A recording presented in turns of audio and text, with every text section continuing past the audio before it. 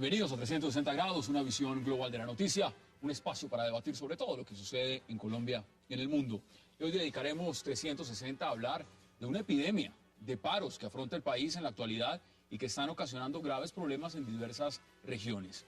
Si bien estaría aparentemente cerca el fin del paro cafetero, ya se anunciaron otros de los arroceros y algodoneros. El gobierno del presidente Juan Manuel Santos ha visto cómo en estos primeros meses del año diversos sectores le han protestado, especialmente relacionados con el agro. ¿A qué se debe esta escalada de paros? ¿Y qué tan buena ha sido la gestión ejecutiva para intentar resolverlos? ¿Qué altos costos traerá? Ese será nuestro tema de debate esta noche en 360. Y no se muevan, que ya en segundos le damos la bienvenida a nuestros invitados.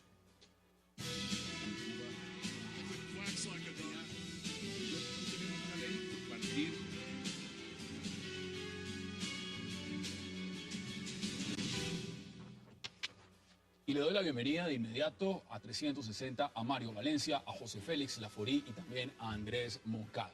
Caballeros, qué placer, gracias por aceptar esta invitación. Hassan, buenas noches. Saludo a mis compañeros de panel. Buenas noches. Mario, empiezo con usted. El paro cafetero, paro algodonero, paro arrocero, mejor dicho, de todo hay paro. La gran pregunta que yo le pongo sobre la mesa es, de todos estos eventos que están pasando, ¿hay una responsabilidad puntual del gobierno o estas pretensiones que están teniendo diferentes sectores del país son totalmente a la loca? No, yo creo que la responsabilidad es total del gobierno. Esta mañana escribía en El País Emilio Sardi, un reconocido empresario, diciendo que la pregunta no es qué sectores están en riesgo de desaparecer, sino cuáles son los turnos. Y lo que él está tratando de expresar es que hay una realidad inocultable en el país, y es que la economía está desbaratándose, de que estamos en una situación en la cual la economía no aguanta más y Santos no está haciendo nada para evitar eso, todo lo contrario. Yo he venido diciendo que en Colombia van a quedar dos tipos de empresarios, los que están protestando para no quebrarse y los que se están quebrando sin protestar. Y eso, por supuesto, y eso es una situación absolutamente dramática en la cual destaco además adicionalmente de estos paros una cosa, esos son paros de empresarios. Sí, los cafeteros son empresarios, los camioneros son empresarios, los cacaoteros también, es decir, es diferente a los paros tradicionales de trabajadores, pero si le sumamos además los paros de los trabajadores de Cerrejón, Ingenio La Cabaña, es decir, todos los conflictos que hay en este país, uno podría decir precisamente que no hay una decisión que Santos esté tomando que no arruine un sector de la economía. José Félix, bienvenido. Me parece muy buena digamos, como la conclusión que saca, pero yo diría la siguiente cosa, un gobierno no puede contentarse simplemente con producir titulares de prensa, que es un poco lo que el gobierno creyó. El gobierno creyó que tratando de generar buenas noticias y tratando de infundir buenas noticias era suficiente. En el entretanto, el país iba caminando por un sendero que claramente terminó en lo que estamos. Yo siento que hay como varios elementos que le está pasando al gobierno. Primero ese. No ha gobernado, se ha encargado de producir titulares de prensa. Segundo, ha mostrado una inmensa debilidad. Lo mostró en temas de fondo, por ejemplo, la reforma educativa. Luego el paro de camioneros, ustedes recordarán a comienzo del gobierno. Y claro, todos los agentes sociales van de alguna manera midiendo hasta dónde el gobierno es capaz no solamente de reafirmarse un principio de autoridad legítima que el Estado tiene que tener, sino al mismo tiempo un interlocutor válido para que los problemas puedan ser resueltos de manera anticipada. Vamos a mirarlo, porque usted me están dando inicialmente la posición macro, de cómo lo ven desde arriba, y ahora quiero que lo empecemos a analizar también punto por punto. Andrés, bienvenido. ¿Cuál es su posición frente a lo general? ¿Cómo se ve desde arriba tanto paro? Pero lo que han dicho mis compañeros del panel además se ve complementado en que realmente si aquí queremos una locomotora agropecuaria, que fue la promesa que nos hicieron cuando arrancó el gobierno, esa locomotora necesita un motor, y el motor se llama política.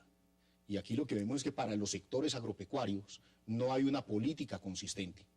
El jueves y viernes organizó la Bolsa Mercantil un foro en Cartagena, donde trajo unos excelentes conferencistas de diversos países, entre ellos el ministro de Agricultura de Chile, una persona muy relacionada con el agro en Brasil, y cuando ellos echan el cuento de cómo se desarrollaron en materia agropecuaria, lo que usted es que hay una serie de instrumentos de política donde combinan lo tributario y fiscal, donde combinan la política macroeconómica, combinan la política de incorporación de tecnología, la inversión extranjera, la política sanitaria, la política comercial y los tratados comerciales. Entonces, usted lo que está diciendo es que todos esos elementos acá no están. Y resulta que aquí los tratados comerciales todos son en detrimento del sector agropecuario.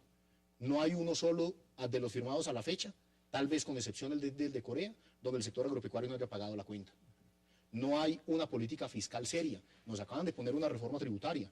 Hice unos reclamos incluso en esta mesa, Hassam, sobre los problemas de IVA que tenía de devoluciones el sector avícola. Y hoy resulta que la reforma tributaria tuvo unos efectos perversos y hoy todavía no nos han devuelto el IVA que nos adeudaban todavía en octubre. Y se sigue acumulando. Con la misma reforma bajaron la gasolina en diciembre y la subieron en enero. O sea, pues, se sigue acumulando y la ausencia de política ordenada para el sector no se ve. ¿Por qué hacen paro? Porque no hay una política consistente y seria y porque, como decían hace un momento, los sectores van por un desfiladero donde no hay un futuro claro. Vamos por partes. Hablemos del paro cafetero. Paro cafetero, en lo que va en este momento, el gobierno ha dicho, han 11 días de paro, que se está llegando a un preacuerdo. Un preacuerdo. ¿Cómo ve usted ese paro cafetero en las pretensiones mismas de uno de los sectores más importantes de este país y también en el manejo que le ha dado el gobierno? Mira, específicamente con lo cafetero es lo siguiente. Este paro es una crónica de un paro anunciado. Es un paro que comienza con una movilización de 30.000 personas en la Plaza Bolívar en Manizales en agosto del 2012 y Santos no responde.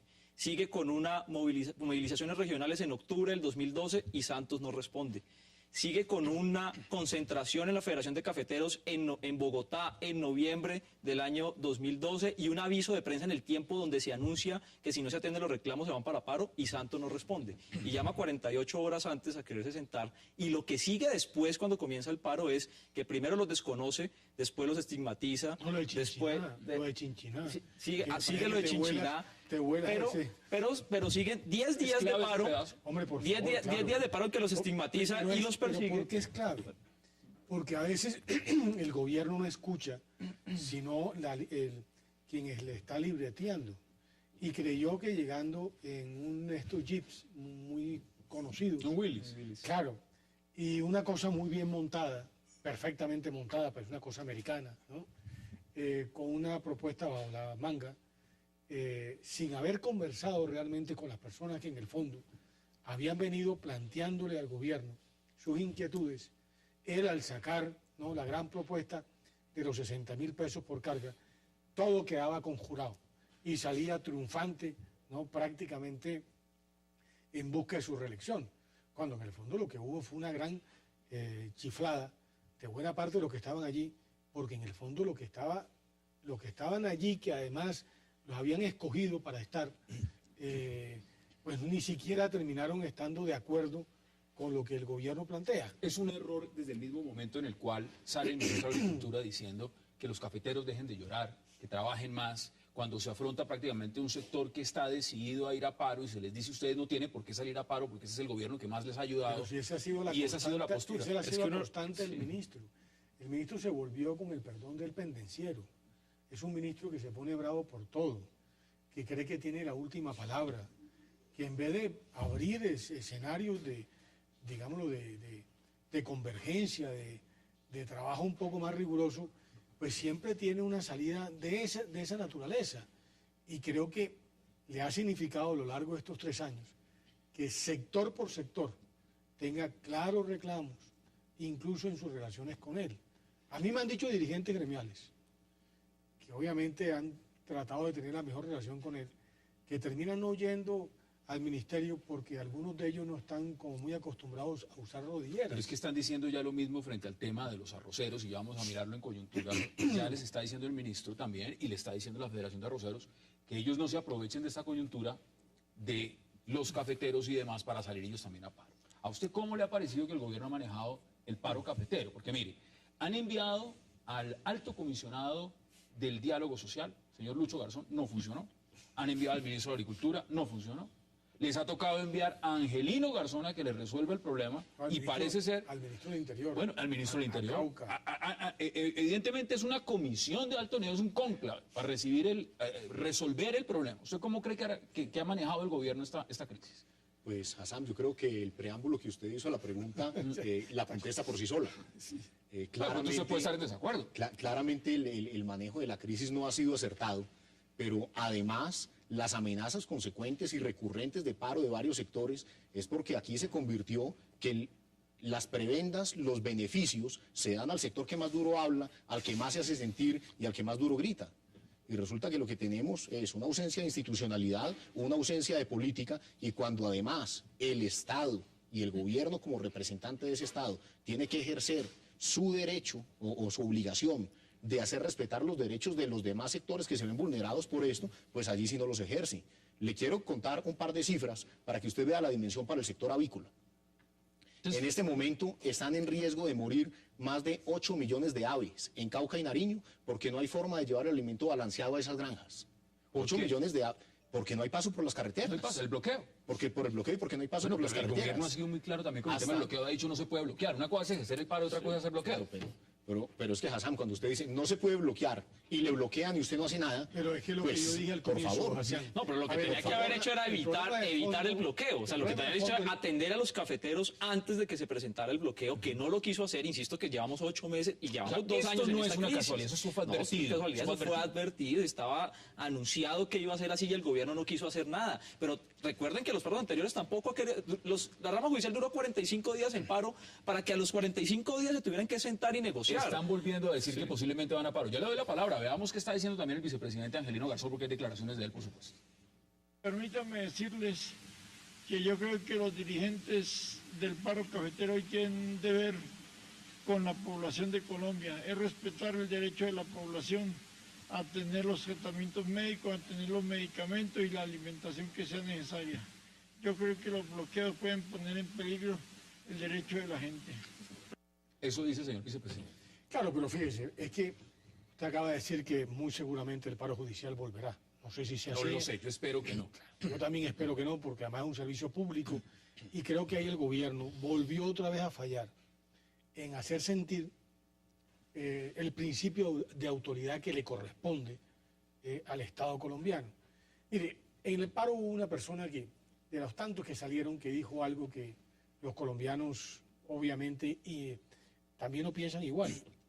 Si están negociando con la FARC, con un grupo criminal narcoterrorista, y sin embargo no tuvieron el buen criterio de negociar a buen tiempo con los cafeteros, el gobierno en el fondo es buena parte responsable de lo que terminó por suceder. Porque Totalmente. no solamente terminan no haciendo las cosas a debido tiempo, ¿Pero qué es arrogancia, es soberbia? ¿Qué es? es un mal falta manejo. de comprensión de los problemas. Yo creo que, para no calificarlo de arrogante, yo siento que están desconectados con las regiones, están desconectados con el sector productivo, en las cosas de esta naturaleza, por supuesto. Cuando ya tú miras la economía en términos globales, cuando sabes que tiene un problema de apreciación de la moneda, cuando sabes que en el fondo cada vez la capacidad de competir con una moneda tan fuerte como el peso, pues termina reventando. Yo recuerdo con Andrés en esa época que nos íbamos al tema de los TLCs, cómo la industria, ¿no?, prácticamente nos arrollaba, porque nosotros intentamos decir, hombre, no, espérese, ojo con el TLC, puede ser... Hoy esa industria, el año pasado creció 0. Una industria que está sufriendo también las consecuencias de un proceso de revaluación muy alto. Entonces, aquí hay un problema también de carácter macroeconómico. ¿Dónde está el tema puntual? Y se los pregunto porque aquí voy leyendo titulares de prensa, mientras estamos debatiendo lo último que está llegando del tema del paro cafetero. Supuestamente llegarían a un acuerdo, el gobierno reconocería un auxilio de carga de 145.000 pesos, reconocido como una protección al ingreso del caficultor. Es decir, establecer un piso de precio en la carga de 490.000 y un techo de 700.000. Eso quiere decir que la carga pasaría, incluyendo el PIC, a 665.000. ¿Se soluciona el problema? Mire, yo no estoy de acuerdo pues, con el argumento de que el problema es de autoridad. Yo creo que aquí hay un problema de fondo de la economía, insisto, y es que aquí no hay un sector que aguante tratados de libre comercio, las reformas que se han aplicado en las últimas 2 décadas, porque nosotros estamos en una especie como de adicción a una serie de políticas que ya el mundo demostró que habían fracasado y aquí insistimos en que se tienen que seguir aplicando esas políticas. Aquí hay un sector de la producción, del empresariado, en la agricultura y en la industria, ¿no te parece, cuya cotidianidad... pero no te parece que falla el gobierno en su principio de autoridad con los educadores? No, por eso, pero es que yo insisto que el problema no es esperar al a que gobierno haya le un está paro. pasando como los niños cuando en el colegio alguien termina haciendo este tipo de prácticas de matoneo. Al primero que le pega un niñito y el niñito de alguna manera no reacciona, no le dice al profesor, todos los cogen de pronto como a darle. Ha faltado. Mira, doctor, el problema es Tengo que hacer la pausa y volvemos de inmediato. Hagamos la pausa en 360 y regresamos al debate, por supuesto. Eso para mí tiene...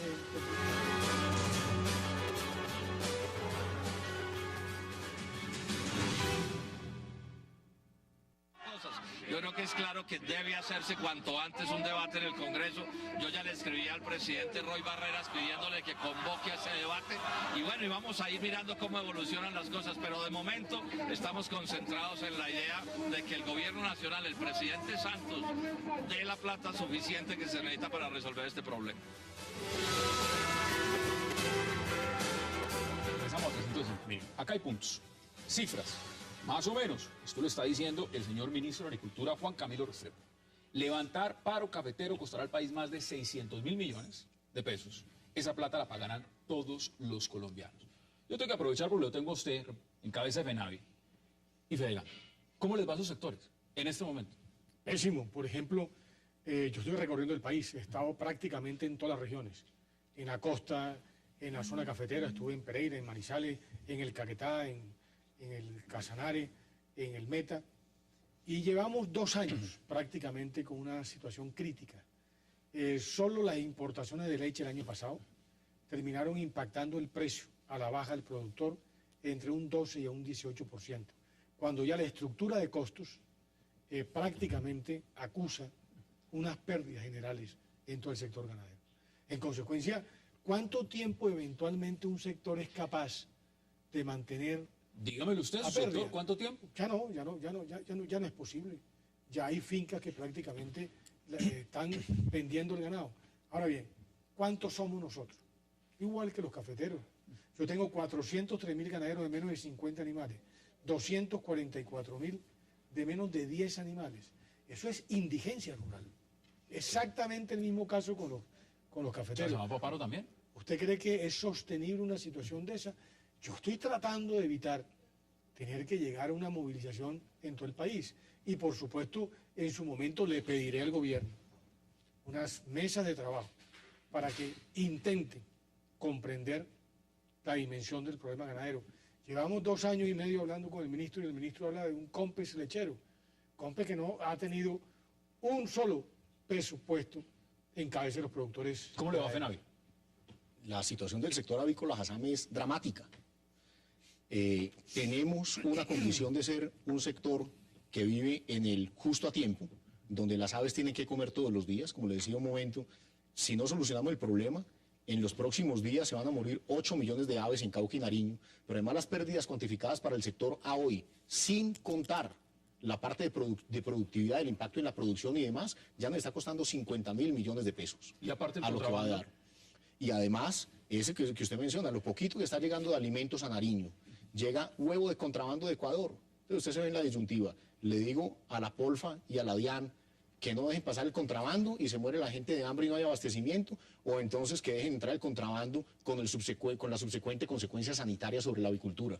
Son 50.000 millones de pesos y cuando usted cuantifica el impacto en la producción llega a 97.000 millones de pesos. Yo pregunto, ¿el gobierno entonces le va a reconocer a los avicultores lo que han perdido por el paro? Pero pues, vamos Porque es por que partes. Cada la sector, responsabilidad del paro hoy y las consecuencias para el sector avícola son responsabilidad del gobierno, que tiene que garantizarnos el derecho a la libre movilidad y el derecho al trabajo para un sector que viene haciendo la tarea el gobierno justosa. si solo los cafeteros son Yo estoy de 600.000 acuerdo en millones? que las pérdidas del paro son responsabilidad del gobierno, pero además el gobierno entonces ahora va a salir a decir, nos costó 600.000 millones de pesos. Le pregunto al gobierno, bueno, ¿cuánto le cuesta al país, cuánto le cuesta a la economía sin estar en paro?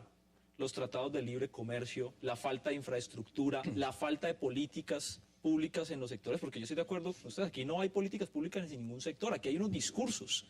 Y hay en capilla una cantidad de sectores productivos que están a punto de quebrarse. Insisto en una cosa, aquí el que no se va a paro se quiebra.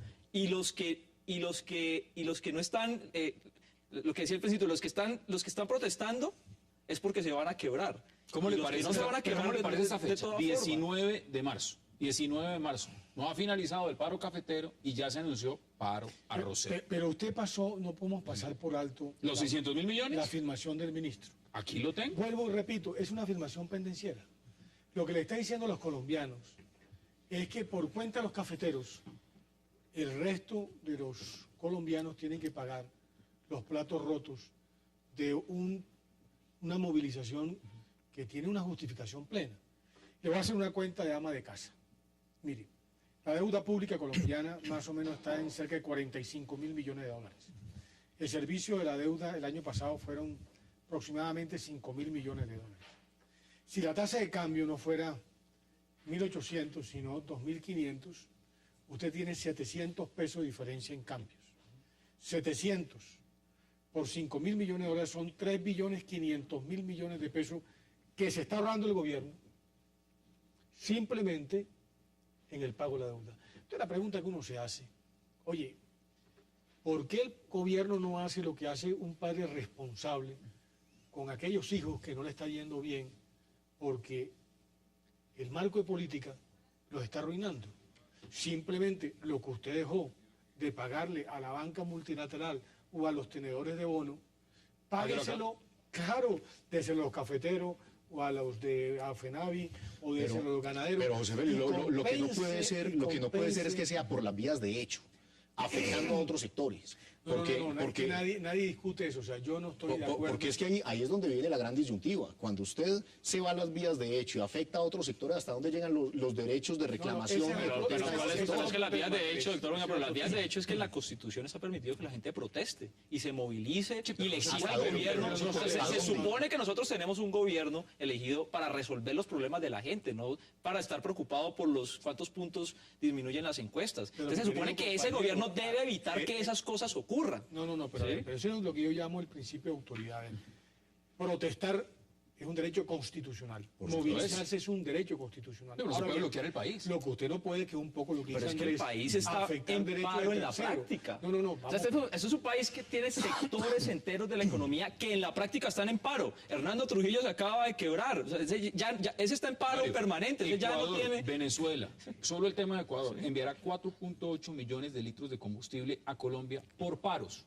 Tema de paros. Es decir, lo que significa, claro. Lo que significa tener paralizado. O sea, aquí estamos hablando ya de unas connotaciones mucho más grandes. Hablemos del tema de los arroceros, hablemos del tema del algodón. Es decir, vamos a venir de sector por sector, cadena por cadena, entrando en el problema de fondo entonces es la economía, porque es que la economía se está desbaratando. Si usted no tiene una política económica coherente con la generación de empleo, con la defensa de la producción, eso se va a ir presentando. Mire, yo traigo unas cifras sobre la ley agrícola de los Estados Unidos. Estados Unidos se gasta $600.000 millones en 10 años protegiendo su agricultura. Pero subsidios. En subsidios. Es que no existe un sector agrícola en un país desarrollado que pueda sobrevivir sin subsidios. Pero ¿Por qué el gobierno no adopta una medida? Yo quiero volver al comentario que hacía José Félix hace un momento. Bien, derecho legítimo a protestar, y por qué no le dan esas ayudas a los sectores que lo están necesitando. Pero resulta que la política se volvió también que el famoso AIS, que fue desdibujado por un tema de corrupción, siendo en el fondo un muy buen instrumento, resulta que resultó orientado a sectores que no eran perdedores del TLC. Pero más grave todavía, ¿no? Entonces, ese tema no lo puedo dejar pasar así tan fácilmente. De 1.400.000 millones de pesos, que fue el instrumento que pactamos con el gobierno de Uribe para los sectores que eventualmente necesitaban reconvertirse, el problema fueron 11.000 o 12.000 millones de pesos.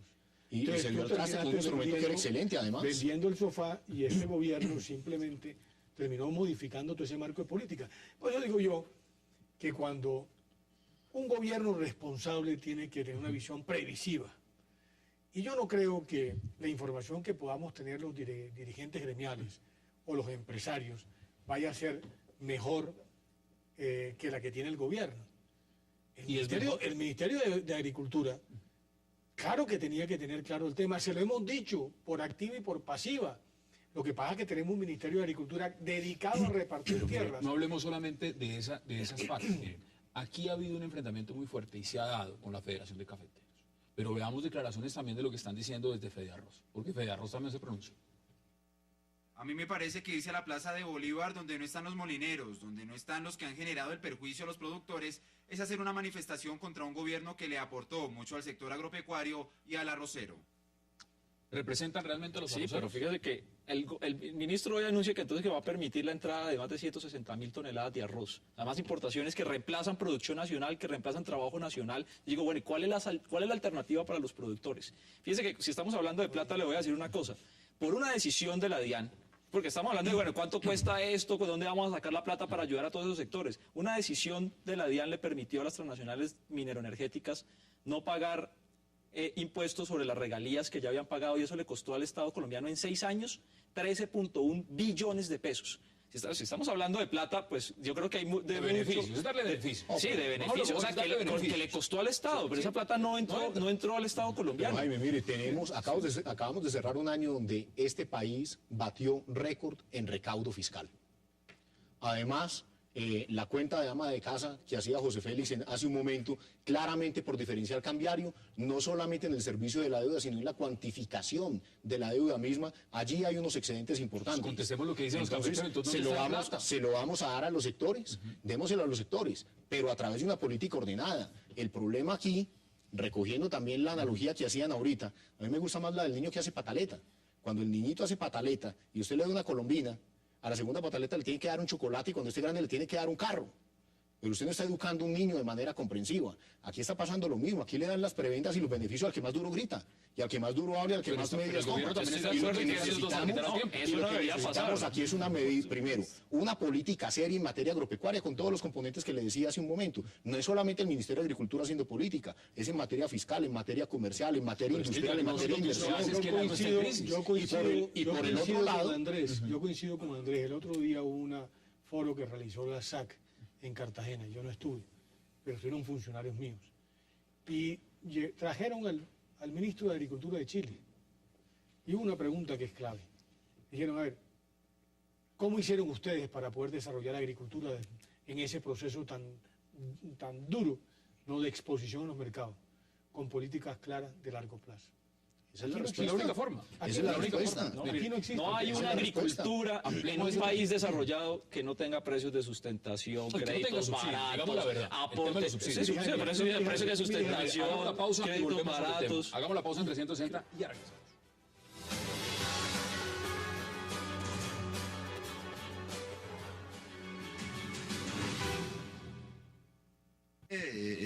Por supuesto, hacer una valoración de los efectos económicos y sociales de este paro, particularmente en Popayán y en el Cauca, en el resto del país también, y por supuesto, adoptar medidas de tipo económico que compensen los efectos del daño y que puedan garantizar a los que están afectados, pues, condiciones para recuperar su patrimonio, y a la ciudad y al departamento y a la economía del sureste colombiano. Regresamos a 360. Quiero leerles, nos están viendo y nos escriben muchos televidentes. Por ejemplo, Juan Carlos Lancheros dice, ¿han visto por algún lado al director nacional de planeación como para que nos diga cómo llegamos acá? Les escribe también Freddy Gaitán, ojo al tema de los paneleros y las goteras, por supuesto, lo que esto puede generar. Rafael Guarín escribe, en Colombia el problema del campo no es el cuento de los desposeídos de las FARC, es la clase media campesina que está quebrada. Así es. Ahora, frente a todo esto que les estoy diciendo, y hay muchísimos más, hay cientos más, ¿cuál es el análisis que usted da? Porque también quiero que hablemos de TLCs. Lo que pasa es que Colombia tiene, a través de todo el proceso social que ha vivido en el campo, tiene unos problemas muy grandes y tiene que cuidar que en el campo no generemos un caldo de cultivo para seguir alimentando la inseguridad que tan duro le ha dado este país, y particularmente el sector agropecuario. Lo que pasa es que ahí equivocamos la política, porque creemos que manejar el campo con responsabilidad es darle un pedacito de tierra a cada familia campesina para que explote un minifundio y tenga una economía de subsistencia. Y le quiero contar que no hay ningún ejemplo en el mundo de un país desarrollado en agricultura y que haya sido exitoso en su desarrollo agrícola y agropecuario ¿Y cómo que es el- sea a punta de minifundios. ¿Cómo es el tema de las cooperativas, por ejemplo? Es que mira, aquí dicen, hagamos cooperativas. Ustedes creen que dándole 5 hectáreas a cada campesino vamos a hacer una gran cooperativa. Y nos ponen el ejemplo de Brasil. Y en Brasil, el que menos pone 500.000 hectáreas. Entonces juntan 50, 60, Y el costo de la tierra es cero. 60 minifundistas y ponen 50, 60.000 hectáreas donde tienen acompañamiento del Estado, incorporación de tecnología, inversión de capital, integración vertical hacia los mercados, apoyo en comercialización e infraestructura para mover los productos. Es una cooperativa de 60.000 hectáreas en maíz, en soya, en la misma ganadería que genera empleo, es una cosa distinta. Y aquí queremos a punta de minifundios de 5 y 10 hectáreas generar un modelo agropecuario sostenible. Perdónenme, pero eso en ninguna parte del mundo es factible. Mire, es un problema de señales de mercado. Mire. El problema nuestro es que somos extremadamente irresponsables. Porque claro, tú puedes tomar una política como la que se tomó, o en los 90, o en el 2004, de integrarte mucho más comercialmente. Pero luego, si la tasa de cambio en el 2004, la tasa de cambio está en 2.900 pesos, o está en 1.800. Si estuviéramos a 2.900, te garantizo que esta discusión no existía. Segundo, en el 2004 la seguridad del país empezó a cambiar. Hoy tenemos un problema de seguridad en todo el sector rural colombiano. ¿Por qué a los floricultores, por ejemplo, les dan plata?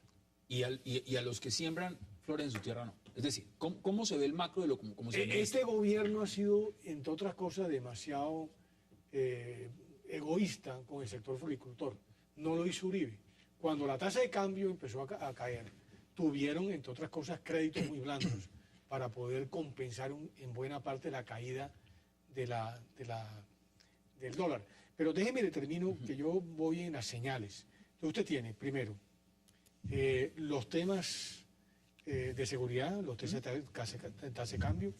Ahora, por ejemplo, la discusión, que lo decía Andrés de otra manera, con la FARC.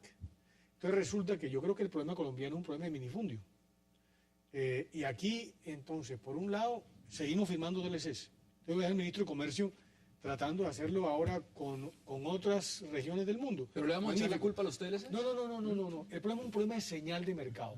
Lo que quiero decirte es que un país serio, Chile, digo, nosotros necesitamos, digámoslo, globalizar la producción chilena. Ok, y tienen firmado, no sé si son 80 o 70 TLCs, pero las políticas desde los 90 han sido consistentes y de largo plazo. No, perdón. La economía de Chile cuando se le acaba el cobre. Pero lo decía el mismo presidente Lago, le decía, cuando se nos acaba el cobre, ¿qué vamos a hacer? Cuando se nos acaba el carbón y el petróleo aquí en Colombia, ¿qué todos los vamos a hacer? productos de ventana que consumen los americanos, por ejemplo, en la primavera, ¿no? Claro, porque hay una diferencia de estaciones. Y desarrolló una Sí, agricultura porque son orientada, complementarios. pero la desarrolló. No, pero ¿Y por qué no perdóneme, podemos es que- desarrollarla? es que buena parte de la estrategia comercial de un país es saber aprovechar las ventanas de oportunidad que le abren sus Nosotros nos ventanas. embarcamos en una si nos política. quedamos, no, perdón, Mire, si nos nosotros quedamos en que Chile porque está el sur y nosotros tiene contraestación. Nos Nosotros embarcamos porque tiene en cobre, en un dogma. Por favor. Nosotros nos embarcamos en una política fundamentalista de libre comercio que ningún país desarrollado del planeta aplica.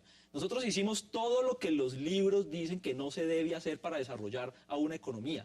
No existe un sector está productivo en una echando un economía cuento, está de un echando país un desarrollado cuento que no corresponde. tenga No. protección estatal. Mire, Boeing yo existiría si no veo existe que tú lo que protección tienes, estatal. tú que tienes un sesgo ideológico. No es un sesgo Mira, ideológico, los es la realidad. empresarios, Es que aquí hay gente quebrándose con el libre comercio, perdóname, no es los así. empresarios, los Pero hombres ¿cómo de vas a decir que es un negocio sesgo son ideológico? pragmáticos. Repito, aquí en Colombia lo que no ha existido es coherencia. Hemos sido terriblemente irresponsables, porque el problema de la tasa de cambio no es de ahora. No, pero no es- Por ejemplo, yo le hago una pregunta. El problema de los cafeteros es un problema de ingreso, de rentabilidad. La rentabilidad tiene dos componentes, ingreso y egreso. ¿Sabes cuál es el problema de la Aquí revaluación? internamos- Que aquí con internamos TLC los no podemos precios- intervenir la tasa de cambio. Aquí internamos los precios de los commodities, pero no hemos podido internar los precios de los principales insumos básicos de la canasta productiva. Entonces tenemos, en el caso de los cafeteros, los fertilizantes más costosos. ¿Todo es más costoso? todo más ¿Combustible costoso. más- Le voy a dar un caso aberrante del algodón, que me tocó sembrarlo y terminé por no sembrarlo. Una semilla de algodón transgénica aquí en Colombia cuesta 7 veces más que en los Estados Unidos. Y yo le pregunté un día al ministro, oiga ministro, yo soy presidente de FEDEGAN, pero estoy sembrando algodón. ¿Cuál es la razón para que el gobierno no le diga a estos señores que si quiere venir a Colombia, tiene que darle la semilla transgénica de ellos, que son además exclusivos, al mismo precio que se lo da a los argentinos, a los brasileños A los demás. o a los americanos. Entonces el gobierno, en vez de actuar con responsabilidad frente a sus productores, simple y llanamente los deja un tanto a la vera del camino. El problema de la revaluación es que estamos trayendo dólares dañinos. En los últimos 3 años ingresaron a la economía 27.000 millones de dólares. Y en ese mismo periodo salieron de la economía por cuenta de remisión de utilidades 31.000 millones de dólares. Es decir, nos estamos desfinanciando, estamos exportando capitales al mundo. Y el problema de la tasa de cambio es que el gobierno, la autoridad monetaria, no puede intervenir porque los tratados de libre comercio se lo impiden. Entonces me dicen que los TLC no son un problema, cuando los TLC son una restricción permanente. Usted tiene razón. Son una restricción permanente a la producción. Tiene una razón en lo primero, pero mire este punto. Antes, en el año 2010, en el 2009, lo que usted está diciendo no era tan así. Hoy en día, aquellas multinacionales que están aquí no están reinvirtiendo, porque el clima de inversión se ha deteriorado por los temas de seguridad. Temas de seguridad, por supuesto. Y por los temas laborales, que fueron negociados con los Estados Unidos, mal negociados por este gobierno. Y aquí no hemos puesto sobre la mesa todavía pero el tema del criminal. A esa cuenta hay que agregarle el tema del narcotráfico. 10 o 12 mil millones de dólares. Buena parte de ellos de la FARC.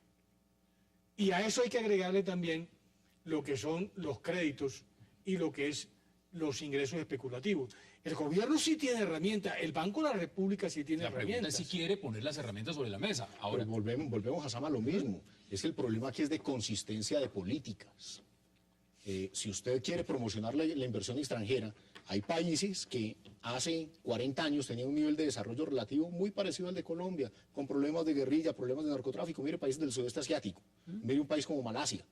¿Cómo se desarrolló Malasia? Cogió sectores básicos, primarios, y a partir de esas ventajas comparativas que tenía ahí, desarrolló ventajas competitivas, y son potencias en caucho, son potencias en palma de aceite, son potencias en otras cosas, y son parte vital de su producto, de su producción interna, pero con consistencia en las políticas. Aquí, parte de lo que decía Jaime es cierto, Mario, tiene usted una cantidad de inversión extranjera, pero se están llevando más de lo que producen. Está generando en realidad un flujo negativo de inversión. ¿Por qué? Por falta de consistencia en las políticas. Parte de esas políticas es el tema de seguridad. Hoy tuvimos una reunión en la Dirección de Carabineros y nos muestran un plan que se llama Corazón Verde, que usted ve la estrategia y dice, esto es una maravilla, vivimos en el paraíso, y ve las estadísticas que le muestra la Policía Nacional, y usted dice, pero maravilloso. Pero cuando va a ver la percepción de seguridad en el campo, y los problemas de extorsión, los problemas de secuestro, y los problemas que estamos teniendo quienes vivimos el agro, son unos problemas gigantescos. Pero se está diciendo es todo lo contrario, se está diciendo que se está viendo el mejor momento.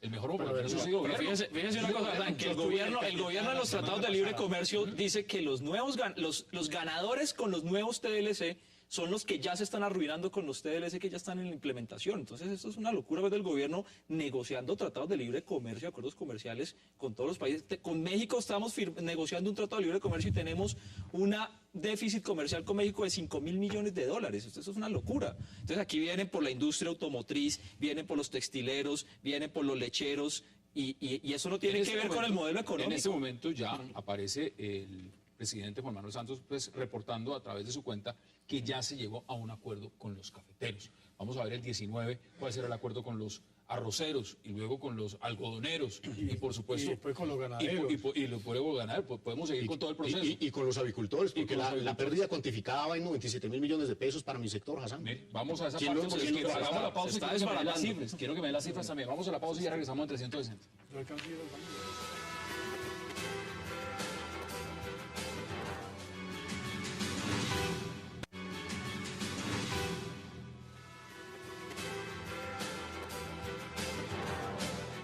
Regresamos a 360 y entramos en la recta final. Sí. Deme cifras, porque cuando uno representa un gremio como FENAVI, lo importante es ver las cifras. Deme cifras de su sector.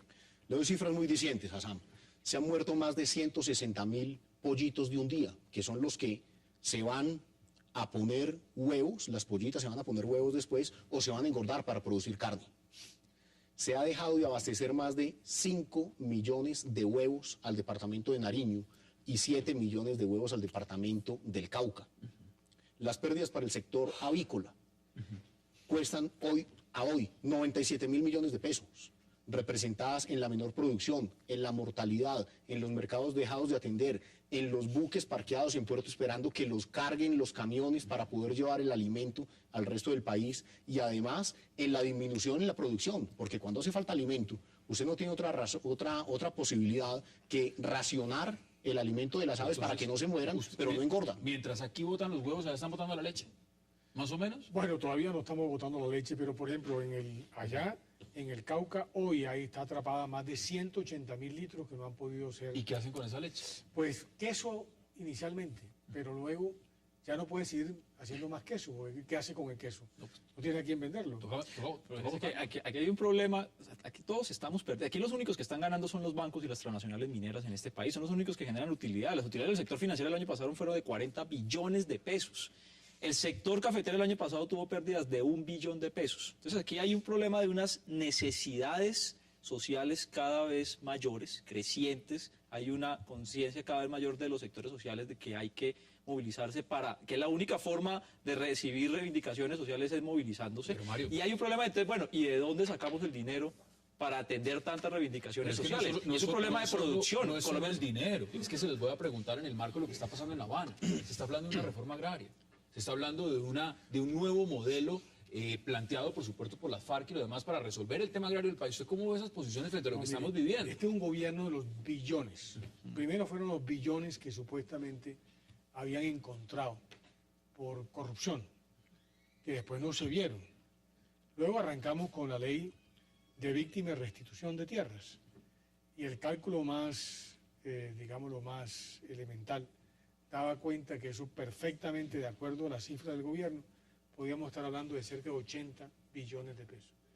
Y ahora viene, eventualmente, lo que están negociando con La Habana. ¿Cuánto cuesta una reforma agraria? Depende si es de 1 millón de hectáreas, o de 300.000, o de 2 millones. Está pidiendo 20. Bueno, las FARC dice que 20. Claro, y claro, entonces, este es un gobierno que se quedó, como se queda en el titular, y el titular no cuesta más allá de la tinta que tú tienes que ponerle, ¿no? No evalúa realmente que detrás de cada uno de estos titulares hay unas responsabilidades públicas muy importantes.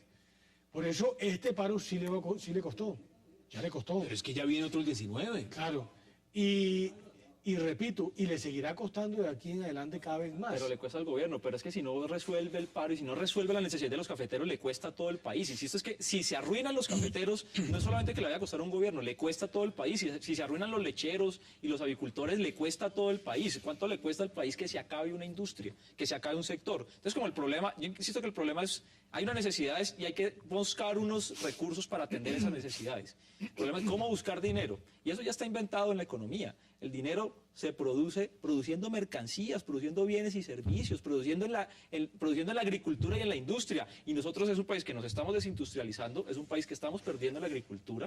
Entonces, si no hay producción agrícola y no hay producción industrial, pues no hay empleo. Vamos por partes. Nos quedan 3 minutos. Aprovechemos cada uno en 40 segundos, demos sus conclusiones frente a lo que representa esto, porque esto como se ve y como se plantea, cuando uno ve un cónclave completo donde está el vicepresidente, el ministro del Interior, el representante, el alto consejero para el diálogo social y los demás, todos tratando de resolver sector por sector, porque aquí los cafeteros, vienen los demás. ¿Cuáles son las conclusiones de lo que viene en el tema agrario en Colombia? Muy sencillo. El día que el gobierno tenga una política agropecuaria seria y consistente, además que involucre todos los elementos de política, ese día vamos a poder repartir el poco dinero que hay. Mientras tanto, si le siguen dando prebendas al que más duro hable, al que más duro llore, al que más efectos colaterales le genere otros sectores, pues nunca va a pasar nada. Nos vamos a pasar paro tras paro. Claro, porque es que está visto. Todos van a esperar que les den. Y el sector avícola está en cola, porque es que llevamos a costa de los demás 97.000 millones de pesos perdidos en este paro. Y no tenemos los empresarios avícolas por qué asumir esa responsabilidad. El gobierno está en la obligación, primero, de hacer un ejercicio real de la autoridad. Y eso no quiere decir meter el ESMAD cada que hay una protesta, es ejercer legítimamente el derecho de autoridad que tiene. Y segundo, generar políticas consistentes para los sectores agropecuarios. A mano Mientras izquierda tanto, va a ser está la plaza complicadísimo. vacía, estaba invitado el senador Rodrigo Villalba, a quien le dijeron también al gobierno que si apoyaba el paro cafetero, le quitaban la amistad. Eso directamente. Esa es la posición que están teniendo hasta el momento en el manejo, como se ha dado en ciertos sectores. Deme sus conclusiones en 40 segundos. Mire, yo creo que los paros no son porque le están dando privilegios a otras personas que han hecho paro. Los paros son porque la gente se está quebrando, los productores se están quebrando. Entonces, usted cuando es un empresario, cuando es un trabajador, fundamentalmente cuando es un empresario tiene dos decisiones. O se quiebra y no hace nada, o hace alguna cosa, se moviliza, protesta, alguna cosa para no quebrarse. Yo creo que tiene que haber un replanteamiento de la política económica en general en el país. Yo creo que no podemos seguir por el mismo camino. Mientras las economías desarrolladas están planteando alternativas, soluciones para ver cómo mantienen su producción, cómo generan, cómo apoyan a la industria, cómo apoyan a la agricultura, el gobierno de Santos lo que está haciendo es viendo cómo arruina los sectores productivos del país. Deme sus conclusiones en 40 segundos. Muy sencillo, mira, el gobierno tiene que gobernar. Yo al comienzo de este año escribí un artículo que decía, ojo con la economía no va bien. Y el gobierno apostó todas sus cartas, especialmente en el tema de reelección, al proceso de paz. Y está ahí clavado, porque mientras que genera una cantidad de expectativas frente a ese tema, aquí una cantidad de sectores económicos se están quebrando. Y quien se va quebrando, lo que hace es, primero, buscar que el gobierno entienda el problema. Y si no lo atiende, pues no tiene otra alternativa, porque ya abrió esa compuerta desde cuando intentó la reforma educativa de movilizarse. Me parece que el expediente para el gobierno es terrible, porque nunca tuvo la ocasión de sentar un principio de autoridad responsable frente a sus gobernados.